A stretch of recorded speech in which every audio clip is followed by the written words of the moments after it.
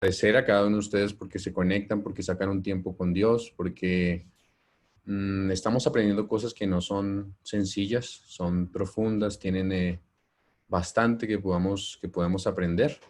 Y cada uno de ustedes va a ser bendecido por Dios porque han escogido la mejor parte, porque seguramente han estado en este proceso y Dios derrama bendiciones sobre los que quieren aprender de su palabra.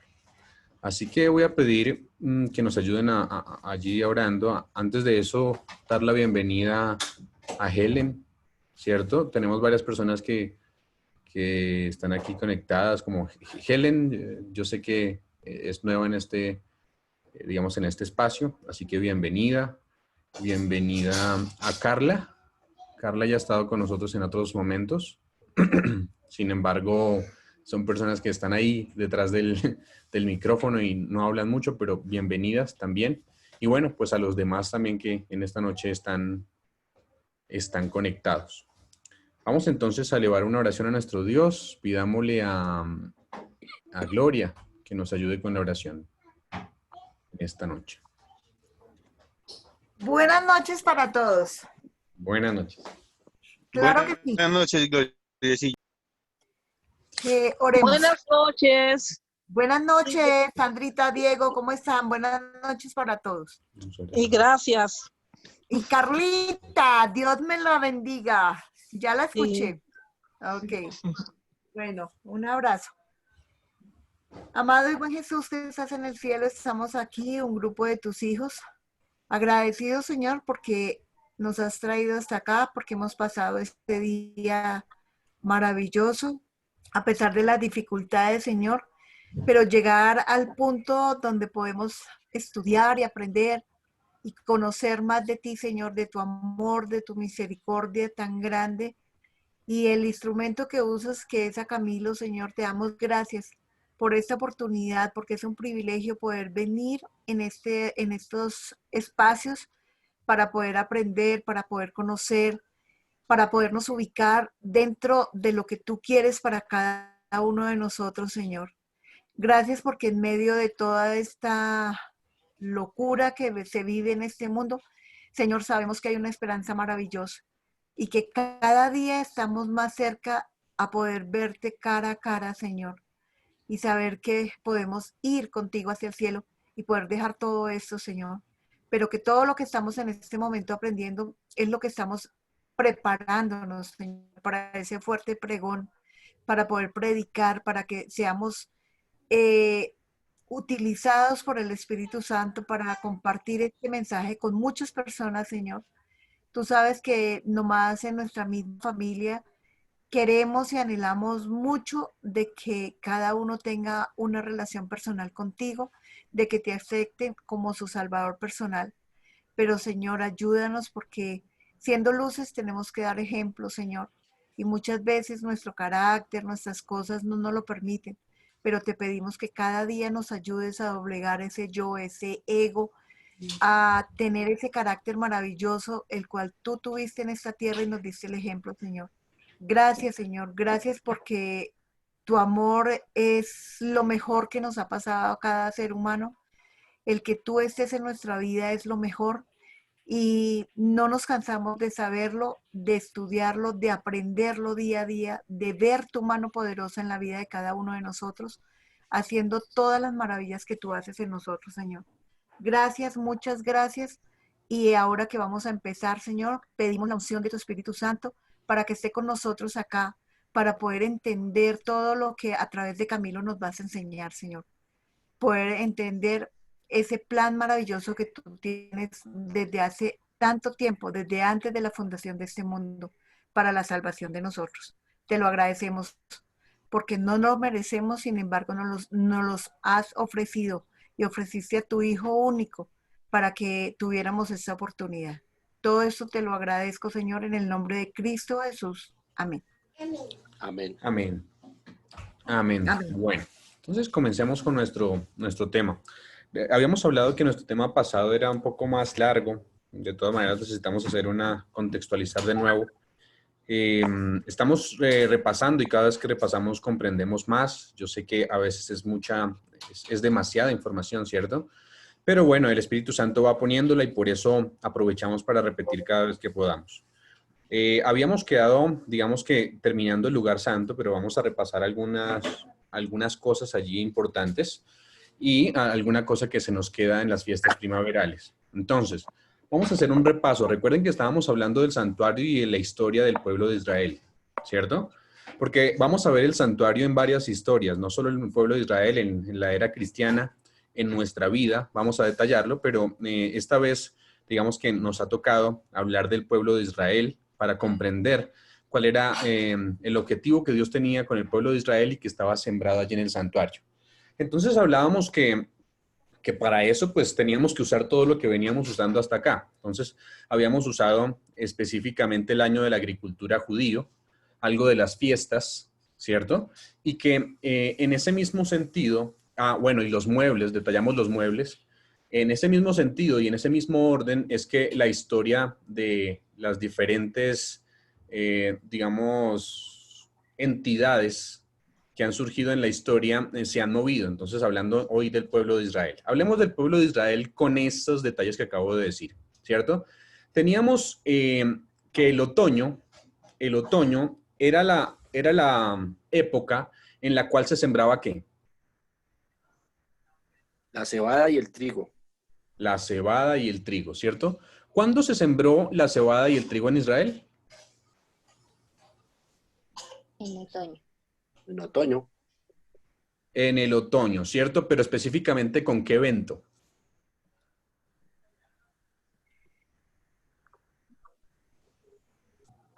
¿Las trompetas? No. Estamos hablando, La recuerden que estamos con- hablando de la historia de Israel. ¿Con las fiestas primaverales? Con las fiestas primaverales, no, estamos hablando del otoño. Estamos Ay, hablando que en el otoño se siembra la semilla, ¿cierto? ¿Cuándo se siembra en Israel la semilla? ¿Cómo?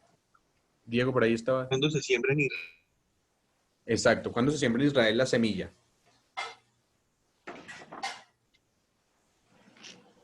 Era lo del Hanukkah, pero es que eso era después, ¿no? Ay, no sé. Esa es la que sigue después.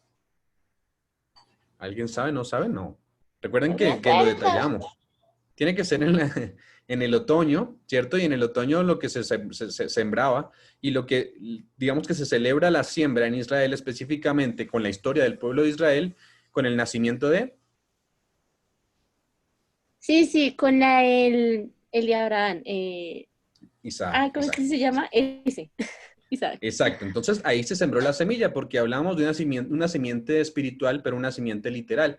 La simiente literal es Isaac porque de Isaac fue la semilla que comenzó a surgir y que después hizo el pueblo del pueblo de Israel un pueblo grande, ¿cierto? Así que en el otoño se siembra la semilla. Estamos hablando específicamente en la historia de Israel que se sembró ¿con quién? Con Isaac. Isaac. Isaac. Después, luego se dedica el altar, que era la fiesta que hablaba Vanessa, ¿cierto? ¿Cuándo se dedicó el altar en tiempos de Israel?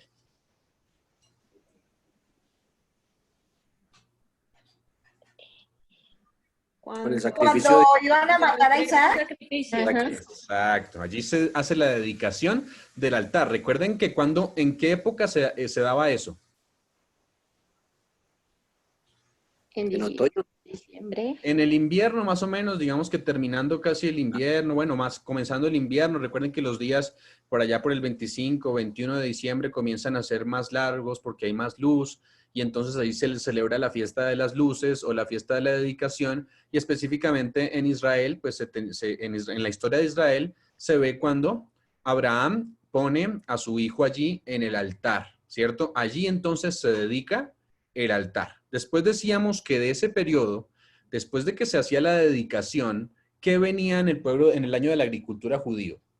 ¿Qué periodo? ¿Qué época? El invierno. El invierno, ¿cierto? Entonces venía un invierno y el invierno traía oscuridad y traía servidumbre, ¿cierto?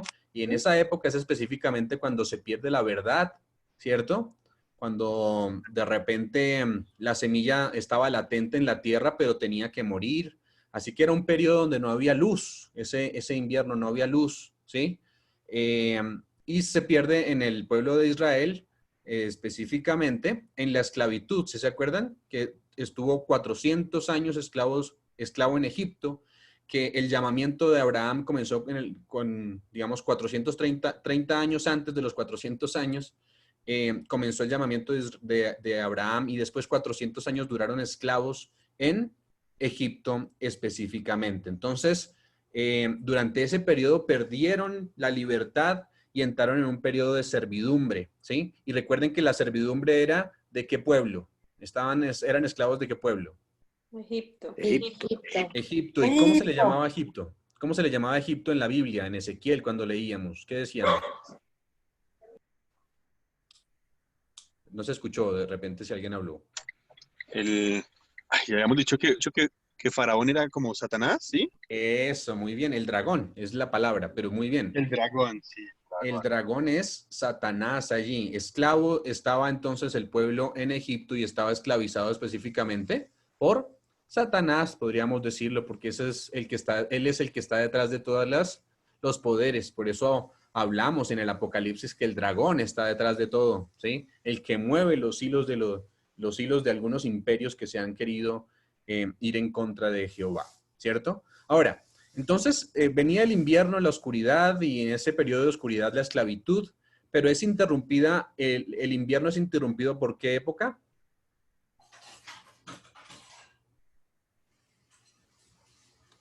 La primavera. Por la primavera, ¿cierto? En la primavera surge entonces la luz de las tinieblas, ya no hay tinieblas, ahora hay luz. Surge la vida, ¿cierto? ¿Y cómo surgió la vida específicamente en Israel, hablando de otra vez de la historia? ¿Surge la vida en dónde? En la Pascua, ¿sí recuerdan? Y la Pascua, ¿qué hizo Israel para celebrar la Pascua más bien? ¿Cuándo fue la Pascua de Israel? Cuando salió de Egipto. Exacto, el mismo día específicamente que Dios primero le dice a Moisés que vaya y le hable al faraón. El faraón no quiso obedecer, pero bueno, dentro de todas las indicaciones, después ya para salir le dice, tienen que matar un cordero y entonces ahí volvemos al punto que hablábamos con Diego anoche. El cordero pues tenía ciertas especificaciones que se celebraba en la Pascua. Aclaro ahí que se tenía... en lo leído y en lo que hablábamos ayer, se tenía que asar todo completo y también se tenía que comer todo completo porque simbolizaba ¿a quién? A Jesús. Y a Jesús nosotros no lo comemos a medias, sino lo comemos de manera completa. Así que surge la vida con la Pascua y se sacrifica específicamente un cordero. Se puso la sangre, ¿también había sangre allí? Sí, se puso la sangre ¿en dónde? En los dinteles de las puertas y por allí no pasó ¿quién? El ángel destructor. ¿Cierto? Después hablábamos de cuál era el siguiente mueble en el santuario, después de que habíamos hablado de estas 4 cosas. Primero, en el otoño se siembra la semilla, luego se dedica al altar, luego viene el invierno y la oscuridad, luego viene la Pascua y surge la vida nuevamente con el Cordero. Recuerden que en la Pascua también hablábamos ayer que ahí mismo se celebraba también la fiesta de los panes sin levadura, ¿cierto? Hablábamos que es la muerte de Cristo específicamente. Allí se celebraba porque lo leíamos, decir que se comía con pan, que no tenía que ser con levadura, ¿cierto? Ahora, ¿cuál era el siguiente mueble en el santuario después de eso? Hasta ahora solo estábamos en el sacrificio del cordero, así que, ¿cuál era el siguiente mueble después del sacrificio del altar? ¿El lavacro? El lavacro, ¿cierto? ¿Cuál es el lavacro de Israel? De Israel. ¿Cuál es el lavacro de Israel? Pero de todas formas. Perdón, es que estás un poquito lejos, parece hoy Gloria. ¿Alguno sabe cuál es el lavacro de Israel? No, ni idea. El Mar Rojo. El Mar Rojo, recuerden que lo leímos en 1 Corintios 10, decíamos que una vez que el pueblo sale, lo primero que hace es ser bautizado, ¿cierto? En el lavacro de la regeneración del cual hablábamos, ¿cierto? Hablábamos entonces de que tenían que morir, recuerden que había 2 semillas, la de cebada era los primeros frutos, ¿sí? Los primeros frutos, el primer fruto estaba en la muerte del cordero allí, ¿cierto? que era la cebada, pero después venían los siguientes frutos, ¿cierto? Ahora, teníamos que hablar que en 1 Corintios 10 nos dice que ellos fueron bautizados en el mar. Morían primero, murieron. ¿Qué hace uno en el bautismo? Morir para salir a una nueva vida. Lo mismo que hacía la semilla de trigo. Moría en ese periodo, pero salía una nueva vida. Y eso es lo que pasó ¿en dónde? En el lavacro específicamente. Por eso es el lavacro de la regeneración, ¿sí? Entonces, ¿el bautismo se da en qué mueble? En el lavacro. En la vaca. En el lavacro, muy bien, ¿cierto? Después recuerden que entrábamos a el lugar santo, ¿sí? Entrando al lugar santo, entonces teníamos el candelabro, ¿sí? ¿Cuál era el candelabro de Israel? La nube de fuego, la Fuego. columna de Muy fuego. bien, fuego. ¿cierto? El propósito era la nube de fuego allí que alumbraba. El propósito precisamente de la luz era alumbrar, que es lo que vino a hacer Jesús inicialmente. Él vino a alumbrar, Él es la luz del mundo. Pero nosotros cuando estamos movidos por el Espíritu Santo, que es parte, digamos, de todos los utensilios que se utilizaban en el candelabro, el Espíritu Santo tenía que generar eso en nosotros, o sea, el Espíritu Santo debe entrar en nosotros para que ese Espíritu Santo pueda alumbrar a través del fuego, ¿sí? Entonces, el candelabro específicamente representaba allí la luz, que era precisamente el mismo Dios que estaba en columna de fuego allí, que les alumbraba el camino, ¿sí? A nosotros dice también, lámpara es a mis pies tu palabra y lumbrera mi camino. Miren, hay varias interpretaciones del candelabro y todos apuntan al mismo Jesús, ¿sí? Estamos hablando de que el candelabro también es la palabra de Dios. La palabra de Dios, o bueno, específicamente, sí, la luz, lámparas a mis pies tu palabra, sí, pero también hablamos de que el candelabro, pues es movido por el Espíritu Santo, o sea que representa más bien la testificación. Una vez que leemos la palabra y que la palabra toma lugar en nuestros corazones, ahora nosotros testificamos. Así que la luz del mundo, esa testificación que tuvo el pueblo en antaño, cuando iba en el camino por el desierto, ¿cierto? Allí en el desierto, entonces él les alumbraba con la columna de fuego. Así que ahí estaba el candelabro. ¿Qué otro mueble teníamos en el lugar santo? La mesa de los panes.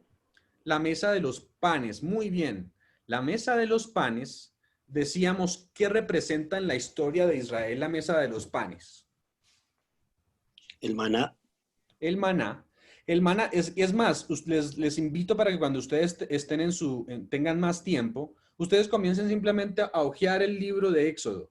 Van a ver este detalle de los eventos de esta manera, ¿sí? Lo siguiente que pasa es el maná, el pan del cielo, el pan que viene del cielo, y dice Jesús en Juan 6:51, yo soy el pan de vida que descendió del cielo. Si alguno come de este pan, entonces vivirá para siempre. El pan de vida es el mismo Cristo Jesús, pero Él también es el verbo que se hizo carne y habitó entre nosotros. El pan de vida es la palabra, así como el candelabro es la testificación, el pan de vida es la palabra para un cristiano, ¿cierto? Ahora, recuerden que el pan tenía debajo ¿qué? La mesa de los panes, perdón. La mesa de los panes tenía debajo otra mesita pequeña y en esa mesita había ¿qué? El vino. El vino, ¿cierto? Entonces ahí está que representa el pan el que está en la mesa, Cristo, y su sangre también que está bajo la mesa. Ahora, ¿qué otro mueble teníamos? El altar del incienso. El altar del incienso, muy bien. ¿Cuál era el propósito del altar del incienso? Las Interceder. oraciones, es como las oraciones que suben, ¿sí? Al cielo. Intercesión. Pero tiene que ver más con la intercesión, es decir, las oraciones suben, pero tiene que haber una intercesión. Y la intercesión, ¿cuál fue la intercesión, o más bien el símbolo de la intercesión en el pueblo de Israel? ¿El Espíritu Santo? No. El símbolo específicamente, el símbolo. El sacerdote. Ahora- ¿Quién? El sacerdote que entraba cada año. No. Estamos en el desierto, Moisés recuerden. cuando intercede. ¿No era la hora? El incienso.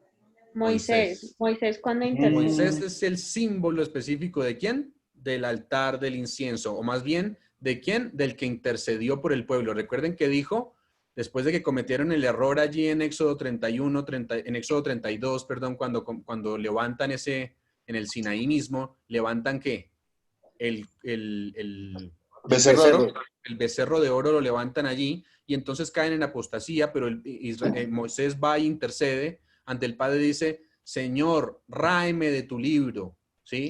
Si no salvas al pueblo. Así que vemos la intercesión de Moisés. Aquí Moisés es un símbolo de Jesús. Así que hasta ahí vimos el lugar santo y el altar del incienso. Ahora sí, vamos a entrar en materia un poquito más detallada, ¿sí? Llegamos hasta el lugar santo, hasta ahí vamos en el lugar santo, vamos a seguir en el lugar santo porque nos hace falta una fiesta. De hecho, hasta ahí hemos celebrado la Pascua, las primicias, ¿cierto? Pero ¿qué fiesta creen que nos hace falta? En el lugar santo. La purificación. En el lugar santo. ¿Qué seguía después de... ¿Las trompetas? De que Jesús asciende, ¿cierto? ¿Pentecostés? Ah, el Pentecostés. Pentecostés, ¿cierto? El Pentecostés. Muy bien, Sandri. Vamos al lugar santísimo. Pero antes de ir al lugar santísimo, dice, después de que el pueblo sacrifica el cordero de la Pascua, después de que resucita de las aguas del lavacro, después de que fue dirigido por la luz en el monte Sinaí, después de que fue alimentado por el pan, fortalecido físicamente en su camino a Canaán, en el contexto entonces también de Moisés intercediendo en el altar por su pueblo, ahora Dios hace algo tremendo en el capítulo 19 de Éxodo 19. Y vamos a ir al capítulo 19 de Éxodo 19, ¿sí? De Éxodo. Capítulo 19 de Éxodo. Versículo 3 y 4 vamos a leer por ahora. Ya. Por favor, léelo.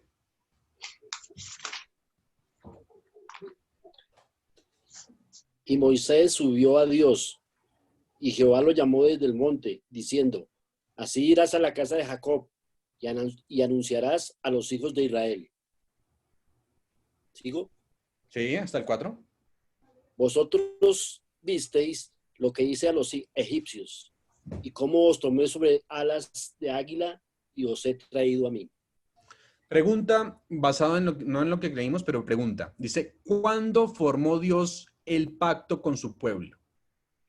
¿Cuando llamó a Abraham? ¿Será cuando llamó a Isaac? ¿Cuando sacó a su pueblo de Egipto? ¿O fue en el monte Sinaí? ¿Cuándo llegaron a ser? Cuando llamó a Abraham. Pero ¿cuándo llegaron a ser el pueblo especial y escogido? Desde que llamó a Abraham. Con la llegada al Bueno. Sinaí. ¿Cuándo se hizo? Ajá. Cuando, o sea, el pueblo escogido ya es como cuando están los 12 hijos de Jacob. No. No. Dense cuenta, sí, el pueblo se escoge desde Abraham, específicamente se hace un pacto con Abraham, claro, hay un pacto con Abraham, pero mi pregunta entonces tiene que ser más, ¿cuándo se hizo la cosecha de la nación de Israel? Recuerden que hubo una cosecha inicial, que ya pasamos por la cosecha, pero hubo una cosecha que realmente hizo que Israel, digamos que Cuando marcó a llegaron Israel, al la cosecha Sinaí. grande. Cuando ¿En el llegaron al Sinaí? Sinaí. Sí.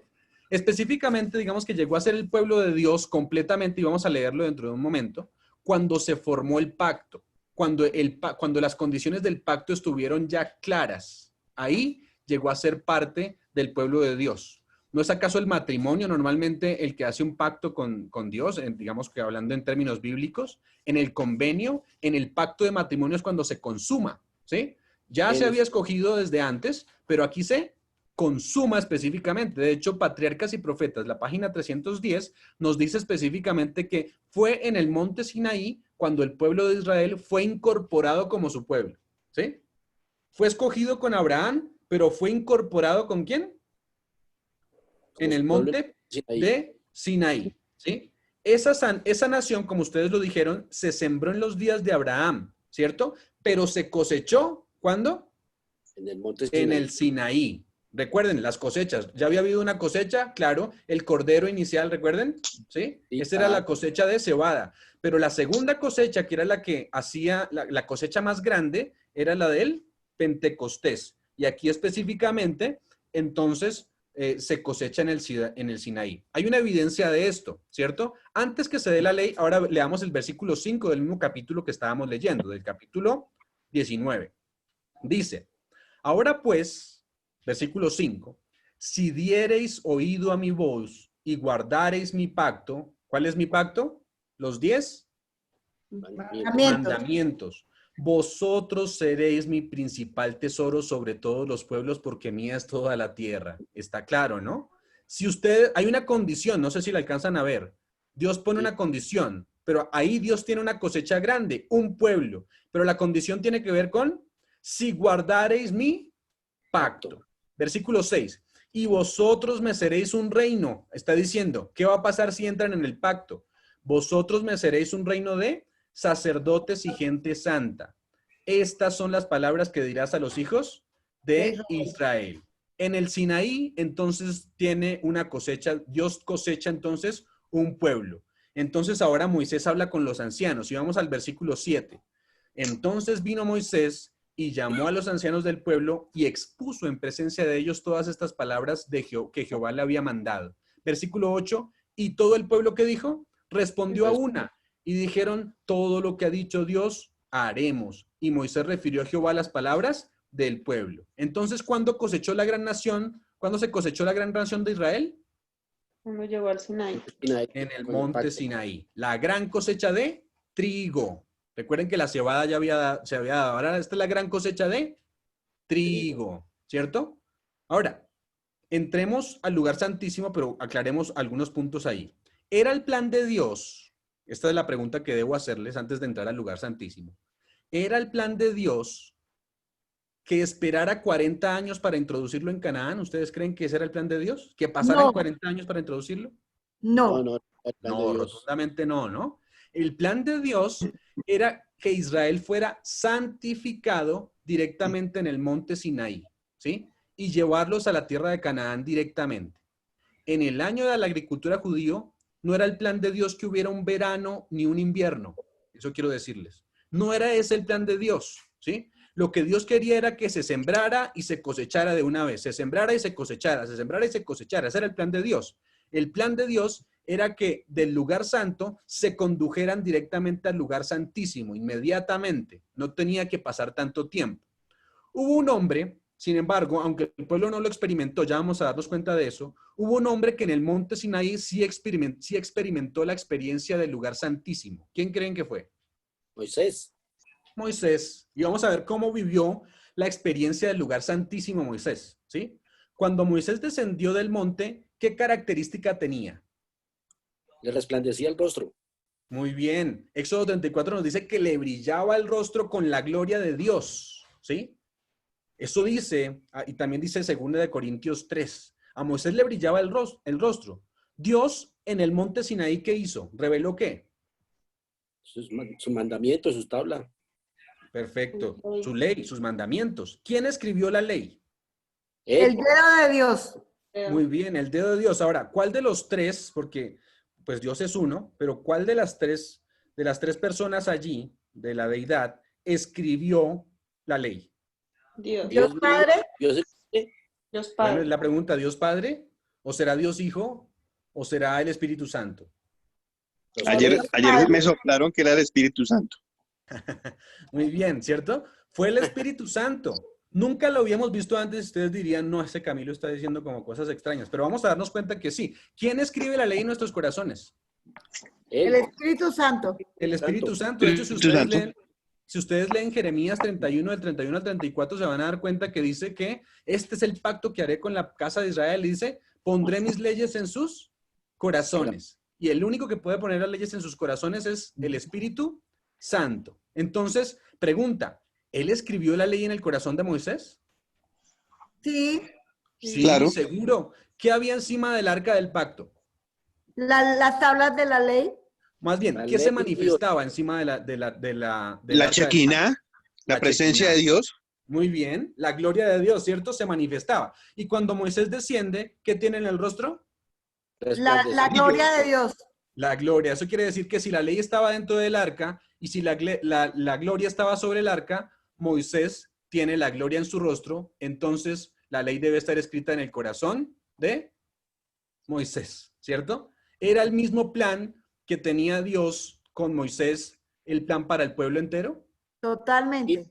Claro, Era el mismo plan. Dios no solo quería escribir la ley en el corazón de Moisés, Dios quería escribir la ley en todo el corazón, en todo el en todos los corazones. El pueblo vio la ley, lo que pasó es que hubo un problema, y es que el pueblo vio la ley en las tablas solamente, en la piedra, que es lo que nos pasa a muchos adventistas hoy en día, ¿no?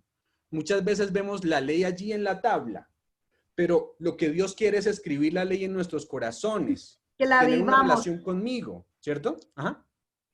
que la vivamos. Que la vivamos. Entonces, él quería eso. Ahora, pues ya habíamos dicho que el que escribió la ley, ¿cierto? ¿Fue quién? El Espíritu Santo. Miren lo que dice Éxodo 31:18 para corroborar esto. Éxodo 31:18. Vamos a usar 3 textos, este y otros 2 del Nuevo Testamento. Éxodo 31:18. Versículo 18, ¿quién lo quiere leer? Yo, Gracias. cuando el Señor terminó de hablar con Moisés en el monte Sinaí, le dio 2 tablas del testimonio, tablas de piedra escritas con el dedo de Dios. Dice, lo único que se escribe en la Biblia con el dedo de Dios son las tablas de la ley, ¿sí? Lo único que está escrito directo con el dedo de Dios. Nadie puede entonces meter su dedo en la ley para cambiarla, ¿sí? Hay un poder que ustedes saben que pretende cambiar esta ley, que pretende meter allí el dedo. Incluso a veces nosotros pretendemos meter el dedo allí en la ley de Dios, pero el único dedo que puede escribir en las tablas de nuestros corazones es ¿quién? Dios. Dios, Cami, el Espíritu Dilo. Santo. Cami, Pero allí en ese versículo ahí nos refieren a otro y es al capítulo 32:16 y Sí. me llama la atención que dice, las tablas eran obra de Dios y escritura era escritura de Dios grabada sobre las tablas. O sea, Muy bien. no hay nada que diga uno que fue que fue que. Listo, muy bien. Camilo. Sí, pa. Ajá. aquí cómo se sabe, dice que es Dios el que la escribió. ¿Cómo sabemos que es el Espíritu Santo? Para allá voy. ¿Listo? Entonces, 2 textos, dijimos 3. Ya vamos en el primero que dice que ¿quién escribió? Dios Dios. con su dedo. Dios con su dedo, ¿no? Dice ya específicamente. Ahora, Mateo 12:28. ¿Con qué fueron escritos los mandamientos? Con En el dedo de Dios. Bueno, eso tiene que quedar claro. Versículo 28. ¿Qué dice Mateo 12:28? Pero si yo echo de los, pero si yo echo los demonios por el Espíritu de Dios, entonces ciertamente el reino de Dios ha llegado a vosotros. Eso es muy importante. ¿Por qué medio echa los demonios Cristo? ¿O echaba los demonios Cristo? Sí. Espíritu Por el Santo. Espíritu de Dios. Santo. Ahora, Lucas 11:20, miren, es el mismo versículo, pero con diferentes palabras. Lucas 11:20. Pero si por el dedo de Dios yo echo los demonios, entonces el reino de Dios ha llegado a vosotros. Ok, entonces, ¿quién es el Espíritu Santo? ¿Quién es Dios? Ahí en ese caso. ¿Quién es el Espíritu Santo? Es Dios. El dedo. De Dios. El Dedo de dedo de Dios. Dios. ¿Sí? En Mateo dice que si por el Espíritu Santo Jesús echa los demonios fuera, entonces ha llegado el reino a nosotros, ¿cierto? Y Lucas 11:20 dice, mas si por el dedo de Dios yo echo los demonios, eso quiere decir que es el mismo texto, simplemente con diferentes palabras. El dedo de Dios entonces es ¿quién? El Espíritu Santo. Sí. Ahora, ¿por qué es tan importante que las tablas de la ley se hayan escrito con el dedo de Dios? ¿Sí? Porque la ley de Dios fue escrita con letras ¿de qué? De sangre. De fuego, dice De la Biblia, fuego. ¿no? Las letras de fuego. ¿Y el fuego es símbolo de quién? El Espíritu El Santo. Espíritu Del Santo. Espíritu Santo, ¿cierto? Entonces, lo que está hablándome allí es de la experiencia del Espíritu Santo, el Pentecostés. ¿Sí se dan cuenta? No era el plan de Dios que el día de la expiación se celebrara en el otoño después del verano, tan allá, ¿cierto? Ese no era el plan de Dios, ya dijimos. Era el plan de Dios que se celebrara inmediatamente, porque Él quería escribir ¿qué? Su ley en los corazones del pueblo, pero el pueblo no quiso aceptarlo, ¿cierto? Un pasaje respecto a este punto. Levítico 26, del 2 al 12. No era el plan de Dios un verano, ¿cierto? No era el plan de Dios que hubiese tanto espacio entre las fiestas, ¿sí? Pero esos festivales de primavera y después los otoñales y ese intermedio venía porque Dios sabía que el pueblo iba a apostatar, ¿sí? E iba a tener un verano seco. Era el plan de Dios que en el Sinaí se santificara el pueblo. ¿En dónde? En el lugar santo. Escribir después entonces la ley en los corazones y entrar inmediatamente a Lugar santo. Canaán, ¿sí? Ah, bueno. El día de expiación debía realizarse en el mismo monte Sinaí. Sinaí. Eso era lo que debía haber pasado. Pero ¿qué dice Levítico 26, el versículo 2? 2 y 3 por Guardad, ahora. guardad mis sábados y reverenciad mi santuario. Yo soy el Señor. Si seguís mis derechos, si guardáis mis mandamientos y los ponéis por obra. Entonces, si ven que es condicional, dice, si anduviereis en mis decretos y si guardareis mis mandamientos y los pusiereis por obra, entonces, ahí sí vendría, pero hay una condición. La condición es ¿qué? Guardar los mandamientos. Pero, ¿cuáles mandamientos? Los que están escritos en la tabla, los que Dios escribe en los corazones. Bueno, Nosotros los de las tablas luego no son los mismos de los corazones. Pero no es lo mismo que que yo tenga los mandamientos en la tabla a que lo tenga en la tabla de mi corazón, ¿cierto? Los del corazón. Claro. Ah, Son ok. los mismos mandamientos, eso estamos de acuerdo, pero de nada me sirve que estén escritos allá En la tabla y yo no los tenga. y yo no los Como tenga le en mi pasó a los corazón. judíos. Como le pasó a Entonces, los lo que judíos. Dios quería era escribirlos ¿en dónde? En el corazón. En el Versículo 4 corazón. dice, yo daré vuestra lluvia en su tiempo y la tierra rendirá sus productos y el árbol del campo dará su fruto. Vuestra trilla alcanzará la vendimia y la vendimia alcanzará la sementera y comeréis vuestro pan hasta saciaros y habitaréis seguros en vuestra tierra. Es un versículo claro con el objetivo que tenía Dios para el pueblo de Israel. La tierra iba a producir tan continuamente que la cosecha y la siembra se darían casi al mismo tiempo, ¿cierto? Un ciclo constante de siembra y cosecha. Era el plan de Dios que, al ser guiados por la luz, al participar del pan, al interceder, digamos, por medio de la intercesión de Moisés, que representaba a Cristo, que después creciera en el lugar santo del pueblo de Israel, que murieran en el altar, que nacieran en el lavacro, que crecieran en el lugar santo y debían alcanzar la perfección en el lugar santísimo para entrar entonces a la Canaán. Ese era el plan de Dios. ¿Cómo sabemos más que Dios quería realizar el día de la expiación allí mismo en el Sinaí? Éxodo 19, otra vez. Dijimos que íbamos a ver un texto importante. ¿19 qué? 10. Y Jehová dijo a Moisés, ve al pueblo y santifícalos hoy y mañana y laven sus vestiduras. Entonces, ¿qué dice? Y Jehová dijo a Moisés, ve al pueblo y santifícalos hoy y mañana y laven sus ¿qué? Vestiduras. Sus vestidos. ¿Qué hacía el pueblo al acercarse el día de la expiación? Se arrepentía de sus pecados. Levítico 23 dice que debían lavar sus vestidos, que debían congregarse alrededor del santuario, que debían afligir sus almas, que debían estar afuera del campamento antes de que se diera su ley. Aquí está diciendo, ¿cierto? Antes de que se ¿Qué diera es su ley, afligir las almas, Cami? allí como sentir dolor por el pecado, estar Reconocer su pensando en sacar, digámoslo, ¿se acuerdan que hablábamos del ayuno? ¿Cierto? El ayuno Sí. tiene que ver con eso, con afligir mi alma es estar en completa disposición para que Dios haga su obra, ¿sí? Entonces debía afligir, no es que estuvieran llorando todo el tiempo, sino que Ok. debían estar pensando en que Dios pudiera transformar el corazón. Y Versículo 11. reconocer el pecado, reconocer que es pecador y que Dios podía lavarlo. Exacto. Versículo 11. Y estén apercibidos para el día tercero, porque al tercer día Jehová descenderá a ojos de todo el pueblo sobre el monte de Sinaí. Y el versículo 12. Y señalarás término al pueblo en derredor, diciendo, guardaos, no subáis al monte, ni toquéis a su término. Cualquiera que tocare el monte, de seguro morirá. No podía entrar el santuario, no podía entrar ¿a dónde? ¿Qué pasaba primero en el día de la expiación? El pueblo no podía entrar ¿a dónde? al santuario, al santuario, y menos al lugar ¿qué?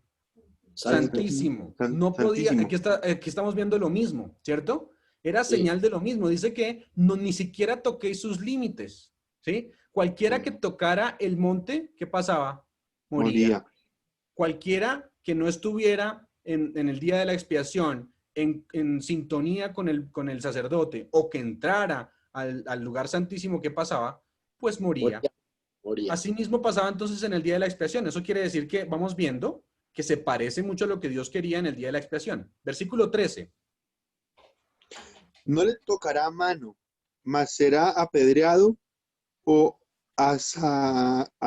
¿qué? Asateado. Asaeteado. Sea animal o sea hombre, no vivirá. Cuando suene largamente la trompeta, ellos subirán al monte.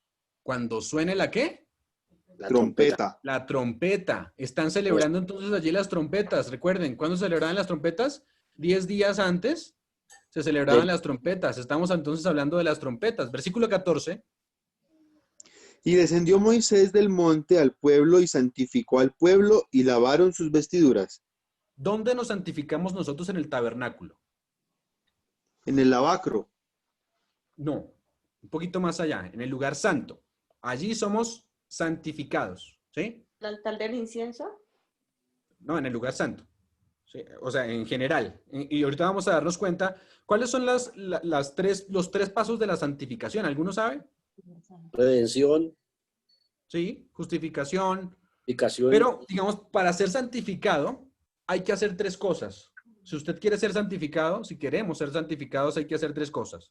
¿Qué cosas hacemos para ser santificados? Confesar. Ojo, que no estoy hablando de la justificación, sino de la santificación, ¿cierto? Una vez que yo ya he aceptado a Jesús. Es decir, ¿qué hago ya al ser santificado? Para santificarme. Buscarlo diariamente. Muy bien, santifícalos en tu verdad, tu palabra es tu verdad. Eso quiere decir que debo leer la palabra, debo orar y debo testificar Estudiar su palabra. lo que pasaba en el lugar santo, ¿cierto? ¿Qué También se pasaba en el podría lugar decir santo? que da frutos, ¿no? ¿Perdón? ¿Dani? Se podría decir que también uno da frutos, o sea, ya Claro. empieza a producir, ¿no?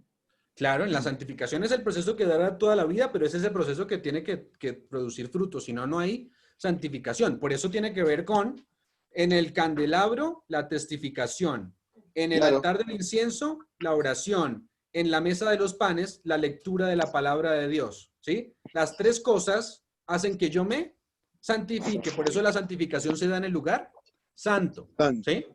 ¿Dónde se da la justificación? En el lugar santísimo. No, la justificación viene antes que la santificación, recuerden. Entonces en el altar del sacrificio. Exacto, en el atrio, lugar ¿cierto? santo, ¿no? Cuando somos perdonados y cuando somos regenerados en la fuente por el bautismo, ¿sí? En el lugar santo crecemos comiendo el pan, estudiando la palabra, orando en el altar y dando nuestra luz al mundo en el candelabro, ¿sí? Versículo 15. Y dijo al pueblo, estad preparados para el tercer día, no toquéis mujer. Versículo 16. Aconteció que al tercer día, dense cuenta, cuando vino la mañana, vinieron truenos y relámpagos y espesa nube sobre el monte y sonido de bocina muy fuerte y se estremeció todo el pueblo que estaba ¿en dónde? En el campamento. Dios quería que el día de la expiación fuera en el monte Sinaí. Por eso hubo también truenos y relámpagos, ¿sí? Truenos y relámpagos. Dios quería que el día de expiación entonces se diera allí. Y hizo sonar la trompeta una vez, ¿cierto? Versículo 18. Todo el monte Sinaí humeaba porque Jehová había descendido sobre él en fuego y el humo subía como el humo con un horno y todo el monte se estremeció en gran manera. ¿Cuándo se dio la ley? ¿Cierto? Más bien, cuando se dio la ley, el pueblo de Dios se preparó. Escucharon el sonido de las trompetas, descendió Dios sobre el monte, descendió fuego, ¿cierto? Que lo vimos, hubo truenos y relámpagos y un terremoto, la misma experiencia del lugar santísimo. ¿Cómo sabemos eso? Vamos a Apocalipsis 11:19, que eso es lo que ocurrió cuando se abrió el lugar santísimo. Apocalipsis 11:19. ¿Qué pasa cuando se ve el arca del pacto y se ve la ley de Dios adentro? ¿Qué es lo que pasa? Versículo 19 de Apocalipsis 11, 19.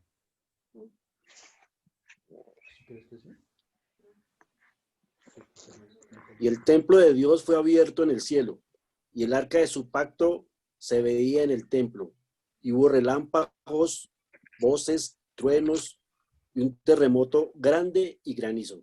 Ah, muy bien. Dice que el templo de Dios, de hecho, hemos hablado de este pasaje en varias ocasiones, el templo de Dios, el Naos, que es el lugar santísimo, fue abierto en el cielo. ¿Y qué estaba en el cielo? El arca. El arca. Y dentro del arca que estaba la ley, ¿cierto? La ley de su pacto se veía en el templo y hubo relámpagos, voces, truenos y un terremoto y grande granizo, ¿sí? Grande La granizo. voz de Dios no se entendió en el Sinaí, ya lo leímos. Aquí tampoco, porque aquí también hubo voces, truenos, dice voces, truenos y un terremoto.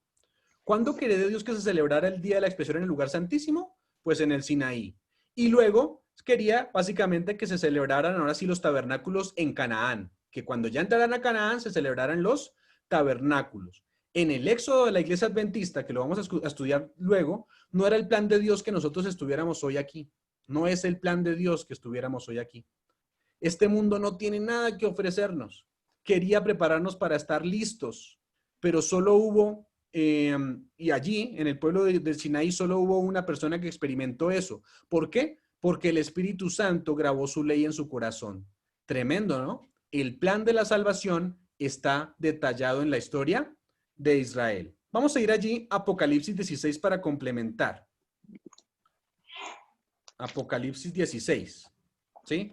En Apocalipsis 16 vamos a ir a la séptima plaga, ¿sí? La séptima plaga es básicamente cuando ya termina el mundo, porque son castigados los impíos, y cuando se vio el arca hubo algunos eventos, ¿sí?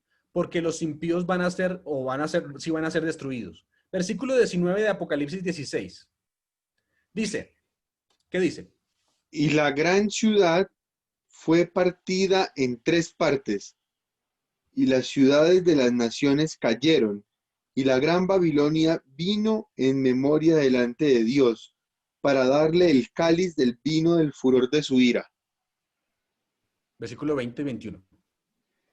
Y toda isla huyó, y los montes no fueron hallados, y cayó del cielo sobre los hombres un grande granizo, como el peso de un talento, y los hombres blasfemaron a Dios por la plaga del granizo, porque su plaga fue muy grande.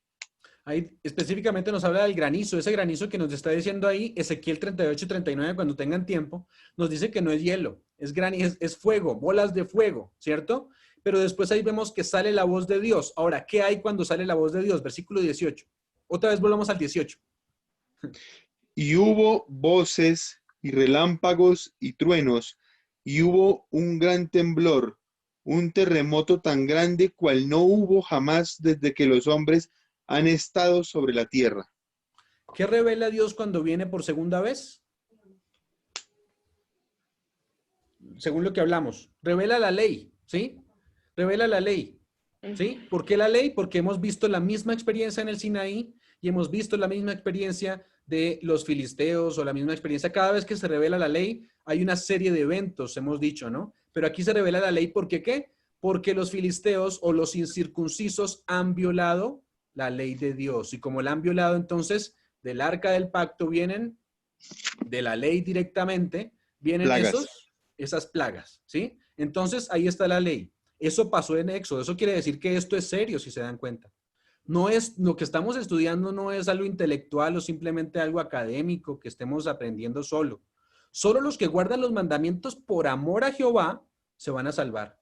Qué terrible, ¿cierto? Cuando se ve el arca en el pacto, se ven los mandamientos y se verá ya el séptimo mandamiento, pero será demasiado tarde porque muchos preferimos a las tradiciones o preferimos que, digamos, otro tipo de cosas que no necesitamos. Obedecer a Dios antes que los hombres es lo que nos deja aquí. Entonces lo que hablamos es bastante serio, y Dios quiere hacer lo mismo que pasó con el Espíritu Santo allí en el Sinaí en nosotros. Quiere que el Espíritu Santo sea puesto en nuestros corazones para que guardemos esa ley que sea escrita en nuestros corazones. Algunos dicen que la ley es letra muerta, ¿cierto? Y dice que la ley es letra y la letra mata, pero el Espíritu vivifica, ¿cierto? Pero el que dio la ley, ¿quién fue? El Espíritu Santo. ¿Eso quiere decir que el Espíritu mata? No. La ley fue dada por el Espíritu Santo, ya lo vimos, y está escrita y fue escrita en el corazón de Moisés, y Dios lo premió metiéndolo a la Canaán celestial. Ahora, sigamos porque pues la historia de Israel no terminó ahí, lastimosamente. Tenía que haber terminado ahí, pero no terminó ahí. Israel rechazó la ley de Dios en el Sinaí. La vio solamente en las tablas de piedra. Ellos llegaron entonces ahora a pasar un verano. Recuerden que hasta ahora vamos en el Pentecostés, ¿no? Quería Dios que de una vez fuera la experiencia del lugar santísimo, pero no se logró. Entonces, hemos pasado por el lugar santo, ¿sí? Y quería Dios que se pasara al lugar santísimo, pero no pasó. Como Israel rechazó la ley de Dios en el Sinaí, entonces tuvieron que pasar un verano. El verano que venía en el año de agricultura judío, ¿cierto? Llegaron, ¿cuál fue el verano que vivió Israel? Los 40 años vagando por el desierto. Muy bien. Llegaron entonces a orillas de la tierra prometida, ¿cierto? Habían pasado por el Sinaí. Dios les dijo, tomen la tierra y reposen. Ya habían tenido el día de expiación, ya habían pasado las fiestas. Pero como el pueblo de Israel rechazó la ley, no permitieron que el Espíritu Santo escribiera la ley, entonces llegaron a un lugar en el Éxodo que se llama Cades Barnea. En Cades Barnea hubo algo interesante, no había pasado mucho tiempo. Ustedes pueden leer, no habían pasado muchos días, ¿sí? Eso fue como, bueno, si no quieren el Espíritu Santo, entonces vamos a pasar 40 años santificándonos en el lugar santo para que ahí sí puedan entrar al lugar santísimo. Exacto. Y de hecho, mire por qué vino ese problema específico. Cuando llegan a Cades Barnea, ¿sí? De hecho, podemos hablar todavía mucha más. La experiencia del pueblo de Israel está calcada acá, que es nuestra misma experiencia. De hecho, también llegaron a un lugar antes, simplemente lo narro, que se llama Mara. Y cuando vivieron de una roca que era amarga, ¿sí? Que es la experiencia amarga que vivieron, la misma experiencia que vivió el pueblo adventista. Todo esto también tiene una comparación con el pueblo adventista, el gran chasco, ¿no? Pero bueno, estamos en Cades Barnea, que el pueblo adventista, dicho sea de paso, también vivió su Cades Barnea. En Cades Barnea, ¿qué pasó? Dijeron, Dios les dijo, posean la tierra. Entonces lo que dijeron es, vamos a seleccionar a 12 espías para que entren a la tierra y comiencen a investigar cómo es la tierra, ¿cierto? Ahora, cuando pasaron 40 días, llegaron los 12 espías con el informe. 10 llegaron con un informe malo. Sí, es verdad, la tierra es bonita, pero la tierra se traga a sus moradores. La tierra tiene unos gigantes que no podemos nosotros vencer. Pero llegaron 2, diciendo específicamente, Josué y Caleb, ustedes lo pueden recordar, dijeron, no, sí, es verdad, la tierra tiene gigantes, es verdad, los que hay allí, pues, digamos, son grandes, pero nosotros creemos que con Dios nosotros podemos vencer.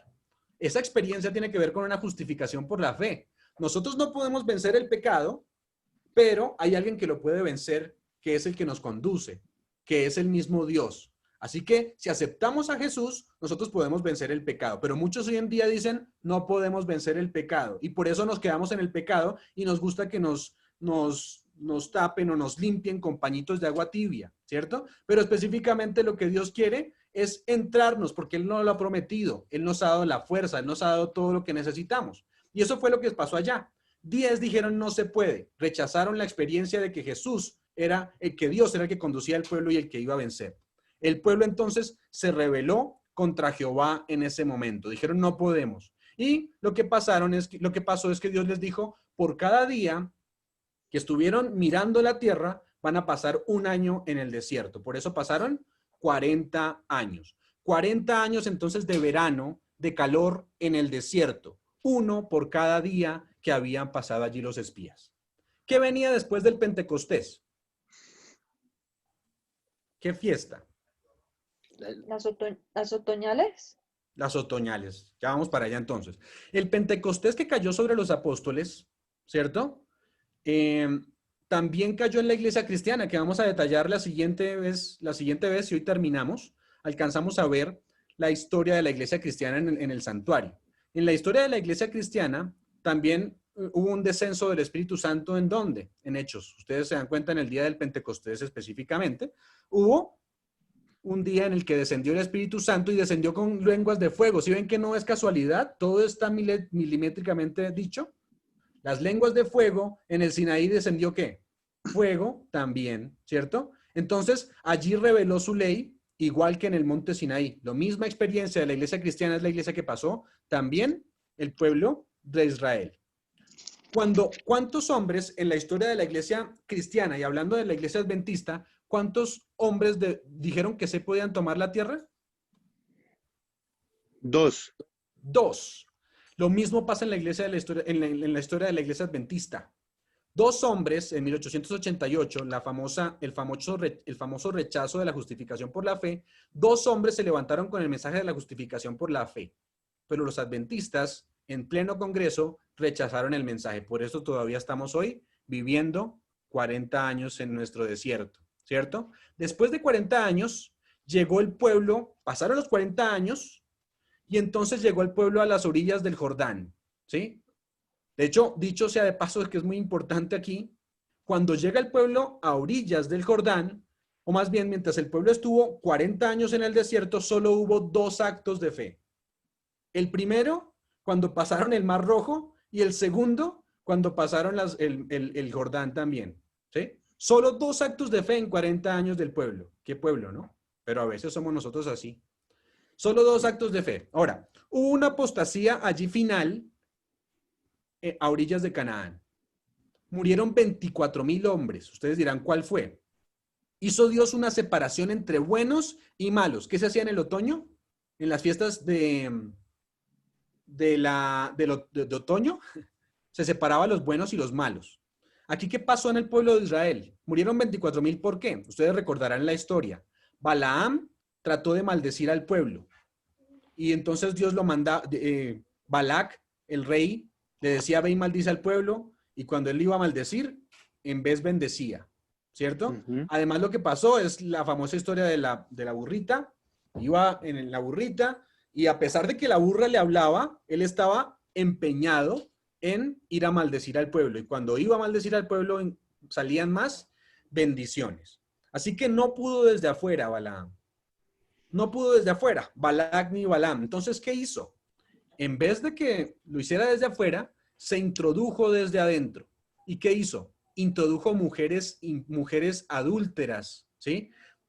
Mujeres paganas al pueblo. Hizo una fiesta completa allí. Dios entonces, gracias a eso, Dios vino al tabernáculo a separar su pueblo. El capítulo 25 de Números, ustedes van a detallar la historia donde separa el pueblo, los buenos y los malos. Y después mandó a censar el pueblo allí Dios. Se lo mandó a censar. ¿Para qué lo mandó a censar? ¿O qué representa el censo? El conteo de... Como un zarandeo también. Zarandeo. Días, ¿qué es el censo para nuestros días? El conteo de cuántas personas pueden haber, ¿no? ¿No es un zarandeo?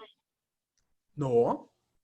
Recuerden que, ¿qué se hace en un censo? Se escriben los nombres de las personas específicamente. En el futuro es como la separación del trigo y la cizaña.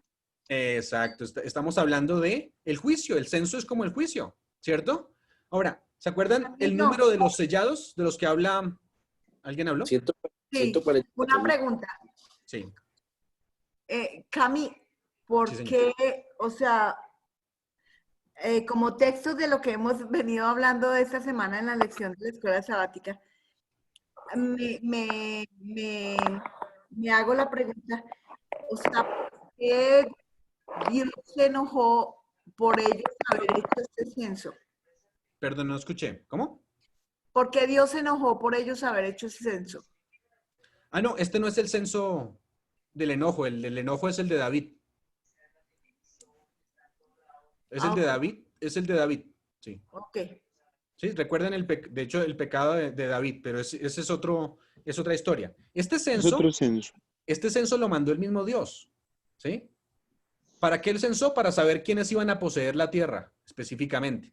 Que aquí lo que decía yo es que se comparaban con el número de los sellados, que dice los 144,000. Números 26 nos dice que selló. Estamos hablando entonces Números 26 nos dice que censó. El censo equivale a escribir, o más bien sellar a su pueblo. Dios estaba sellando a su pueblo. El pueblo de Dios, después de eso, entonces se estableció en Canaán. Si ustedes leen, leen la historia del Salmo 104 hasta el Salmo 107, se van a dar cuenta que básicamente todo termina en los días de Salomón, cuando se estableció el templo en Jerusalén. O más bien, la historia de Israel, en cuanto al éxodo de Israel, termina en los días de Salomón en el templo de Jerusalén. El templo hemos abarcado desde el tiempo de Abraham hasta que el arca llega a su reposo final. Se establece en el lugar santísimo, ¿sí? Es lo mismo, si se dan cuenta, lo que Dios quiere hacer con nosotros, pero que lo hizo con el pueblo de Israel. Cuando llegaron a establecer el arca en un lugar para el arca, allí se termina entonces el éxodo de Israel. ¿Cuándo termina el éxodo aquí en la tierra? Nuestro éxodo. Cuando venga Dios. Cuando venga el Señor, ¿sí? En el Festival de los Tabernáculos, allí en el antiguo Israel, se estableció el templo. Nos lo dice Primera de Reyes 8, del 6 al 13, la última fiesta que faltaba. En este festival se estableció el templo. El santuario, entonces, como hemos visto hasta aquí, nos ilustra la historia del éxodo de Israel. Pero si ustedes se dan cuenta, tiene que ver mucho con nuestra propia historia. Quiero decirles que el santuario también estudia nuestro propio éxodo personal y lo vamos a estudiar. Los pasos para la salvación son, en el santuario, aceptar al Cordero de Dios que quita el pecado del mundo, ¿cierto? Estábamos en el mundo, Dios siembra la semilla en nuestros corazones, la semilla da su fruto cuando nosotros aceptamos al Cordero de Dios que quita el pecado del mundo, que es Cristo Jesús. Él nos borra nuestros pecados, pero no es suficiente aceptarlo. Debo ser regenerado en el bautismo, nos lo dice la historia, ¿cierto? Bautizados y regenerados en el lavacro. Nada vale que Dios entierre mi pasado si me quedo todavía muerto. Necesito morir y resucitar. Es necesario resucitar de nuevo y entonces el Espíritu Santo es prometido. Del lavacro entonces yo salgo a una nueva vida y el Espíritu Santo me da poder para obedecer a Dios. Después, entonces entro en el lugar santo. Empiezo a comer la palabra de Dios de los panes de la propiciación. Leo la Biblia y entonces crezco. Si pecamos, dice la Biblia también, tenemos abogado y entonces nosotros elevamos nuestras oraciones a Jesús, a pesar de que entramos en una vida en la cual hemos sido perdonados y comenzamos una obra de santificación. Si llegamos a pecar, nos pasa lo de la historia de Israel, que tenemos abogado a Jesús, que es el que intercede por nosotros. Somos canales entonces de Dios para alumbrar al mundo y servicio, y a través de nuestro servicio y testificación, otros más aprenden de la palabra de Dios. Y luego, lo más importante de todo, Dios escribe la ley en mi corazón para ser como Jesús. Cristo en vosotros, la esperanza de gloria. Hemos estudiado entonces nuestra historia. Esperamos que haya sido de provecho. Es bastante profunda, yo entiendo, son muchos símbolos, muchas cosas, pero sin embargo, cada día comprendemos más lo que el santuario quiere explicarnos a nosotros. Así que Dios nos bendiga, que nos siga trayendo a este lugar, que Él siga poniendo en nuestros corazones el deseo de estudiar su palabra, porque es infinito. Debo decirles que el santuario es un lugar infinito. Hay muchas enseñanzas que sacamos de él.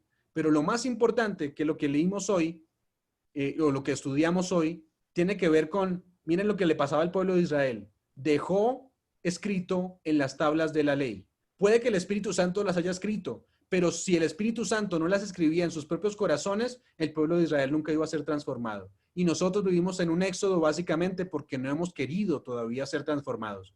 Pero llegará un día en el que ya no habrá más tiempo para eso y Dios tenga que culminar su obra para que podamos estar en la Canaán celestial, como el pueblo de Israel entró a la Canaán terrenal. Amén. No sé si hay alguna Pero pregunta. hay una cosa ahí, Camilo, ¿cierto? Así queramos o no queramos también transformar nuestras vidas, Él sigue con su obra. Él sigue haciendo su obra. Sí. Entonces, es una experiencia que nosotros debemos tener en cuenta eso, realmente.